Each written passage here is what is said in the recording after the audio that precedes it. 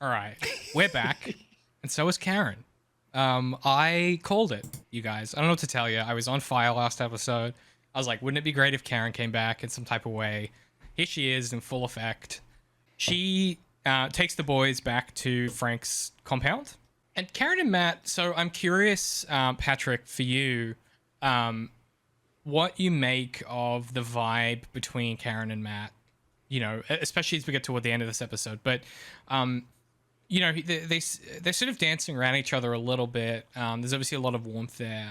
But yeah, I'm curious if you read, you know, some of that romantic chemistry returning. What's your vibe on these two characters again, as they sort of meet each other again for the first time in, you know, a year and change?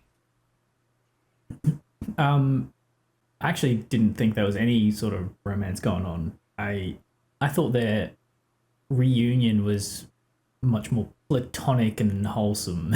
Yeah, That's how I read it. Yeah. yeah, that's kind of where I'm at. I could see them. The only reason why my writing brain went, maybe you could do something romantic here, is they do have a little exchange later where he's like, so you've been talking to Frank, huh? And then, you know, he's like, you know, I heard your heartbeat when you saw him or whatever. And she's like, and she goes, you know, that's not fair. And then she says, oh, but you know, did you listen to mine when I saw you?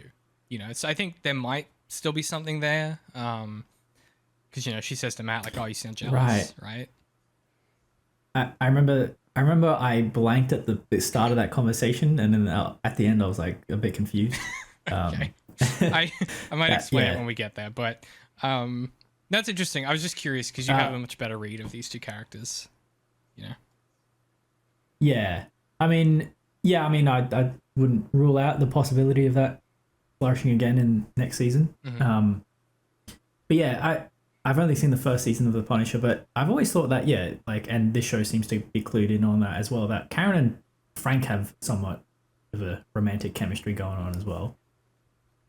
Yeah. What ends up being interesting about The Punisher is that chemistry ends up going nowhere, and then in the second season, he ends up in like a weird romance with the it's not FBI. I think it's the CIA operative who got burned by the agency. He ends up in like with like a weird romantic chemistry with that dude's wife, because he's like, he gets burned by the CIA and they think he's died. And then Frank and his wife end up with like this weird chemistry that very nearly becomes something. Yeah, I think I remember that from the first season. Yeah. That keeps evolving in the second season in a way that is like very strange. Yeah, I guess we'll see. The other thing structurally that made me think that maybe that was the maneuver is you kind of get Matt's previous life being exploded, literally, and his relationship with Heather pretty much coming undone as she signs up with Fisk. Like, it doesn't seem like there's a future there, but it seems like there's a future here. So I could kind of see them going that direction as well. And I think I'd be really interested to see what they do with that, you know, because it seems pretty clear from the way that Frank and Karen leave their exchange that, you know, he doesn't have any intention of seeing her again. Is sort of the vibe I got. You know, she's leaving. He's, you know, Yeah. She's like, I'm not buying it that you don't care. And he's like, look, you asked me to do a favor and I did. She says, thank you. Yeah. That was a pretty cold goodbye. Yeah. From Frank. Which makes me think that he saw how she and Matt looked at each other, and then he was like, well, like, there's no point in me even, like, it's just done, you know? The second they see each other, it's done for him, and any semblance of him and Karen, you know, that could be his perspective on that. I just thought about how interesting it is that the writers can't really have Frank fall in love, because then that puts like his major ghost to rest, which would majorly affect his raison d'etre. So like his entire character kind of rests on not falling in love again. Yeah, you can't give the Punisher something to lose. It just like just goes against every every fiber of his being, you know. Yeah.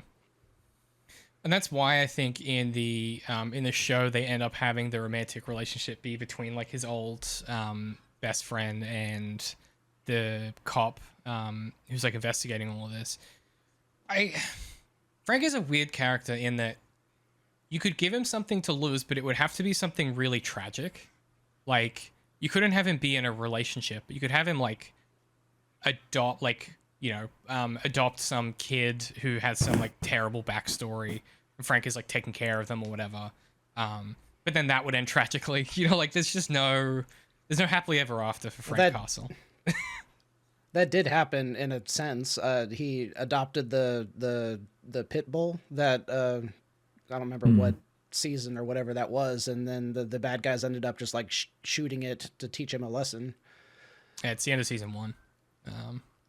Because that's when he goes on his rampage with a shotgun and he kills all of them. It's fucking gnarly.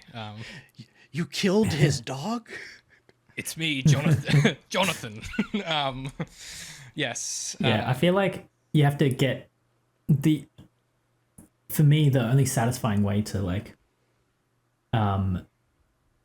give him more loss is to be creative about it, which is why I think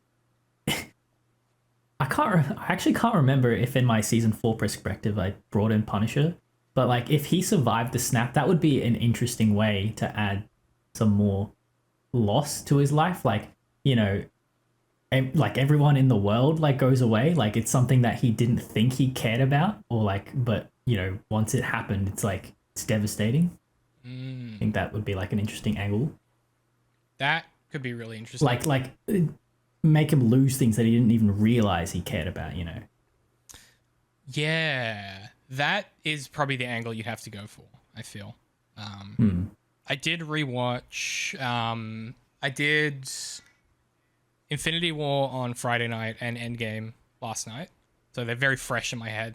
Endgame is a long film. It's 3 fucking hours. Yeah. I put that shit on at 7 p.m. and I was like, it's finished. And I'm like, is it bedtime? Fucking hell. What's interesting, I think, about, and I can answer that you didn't have the Punisher in your season 4.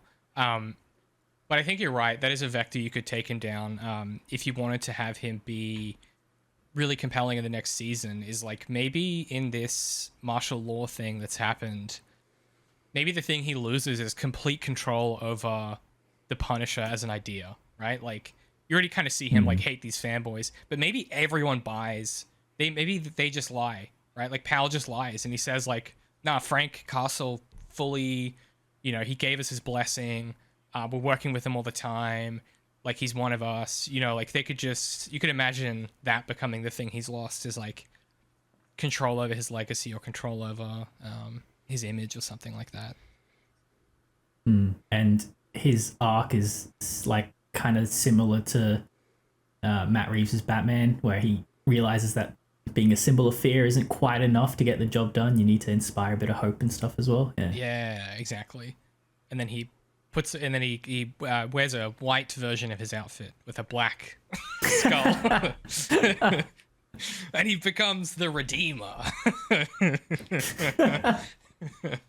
The Reformer. The Reformer. Yeah, let me in, Disney. Give me the job, I'll do. Scarlet Payne can't do it like I can. Oh, man. He becomes a corrections officer. Jesus. That would be a fucking... that would be a twist. Becomes a prison, like, counselor. You know what I mean? Yeah. Oh, gosh. Okay, I wanted to get your sense on that, so that makes sense. Darth, I'm assuming you didn't think about it. The Karen Matt romance.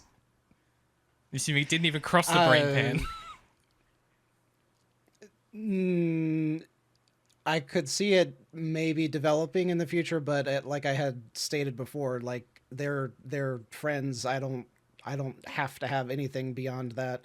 And it seemed very much like they were just in the